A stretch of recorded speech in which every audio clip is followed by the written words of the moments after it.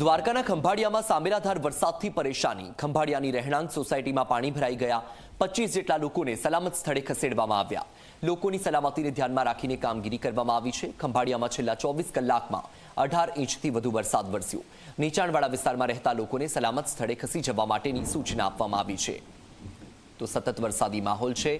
દ્વારકાની સાથે સાથે ખંભાળિયામાં પણ સામેલાધાર વરસાદ વરસી રહ્યો છે। લોકોને ભારે પરેશાની થઈ રહી છે। વધુ માહિતી મેળવીએ સંવાદદાતા જયદીપ આપણી સાથે ફોન લાઈન પર જોડાઈ ગયા છે। જયદીપ, દ્વારકામાં વરસાદી માહોલ છે, ખંભાળિયામાં પણ સામેલાધાર વરસાદ છે, લોકોને ભારે પરેશાની થઈ રહી છે, રેસ્ક્યુ પણ કરવામાં આવી રહ્યું છે, સ્થળાંતર પણ કરવામાં આવી રહ્યું છે।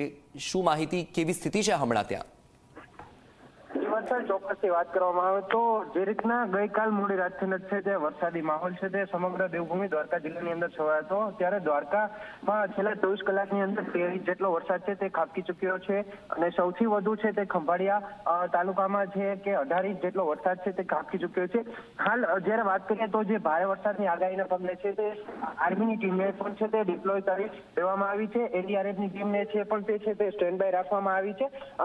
ગત દિવસ છે તે ભારે વરસાદને કારણે છે તે 13 જેટલા માર્ગો છે તે પણ છે તે બંધ થઈ ગયા છે। ઓખા જામનગરને જોડતા જે માર્ગો છે ત્યાં પણ છે તે ક્યાંક ને ક્યાંક છે તે પાણી ભરાવાની સમસ્યાને લઈને છે તે વાહન વ્યવહાર છે તે ખોરવાયો છે અને કલેક્ટર જે છે એમના દ્વારા પણ છે તે નીચાણવાળા વિસ્તારોને સ્થળાંતર કરવાની પ્રક્રિયાઓ છે તે પણ છે તે ચાલુ કરી દેવામાં આવી છે। સ્થાનિક તંત્રને પણ છે તે હેડક્વાર્ટર ખાતે છે તે સ્ટેન્ડ બાય રહેવાની સૂચનાઓ પણ છે તે આપી દેવામાં આવી છે।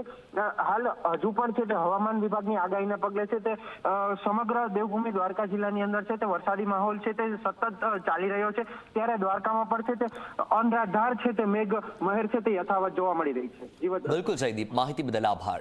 તો દ્વારકામાં સતત વરસાદી માહોલ છે, હજુ પણ ભારે વરસાદની આગાહી કરવામાં આવી છે। આજે સૌરાષ્ટ્રમાં રેડ એલર્ટ છે। દ્વારકામાં સવારથી જ વરસાદી માહોલ છે અને ઠેર ઠેર જળબંબાકારની પરિસ્થિતિ।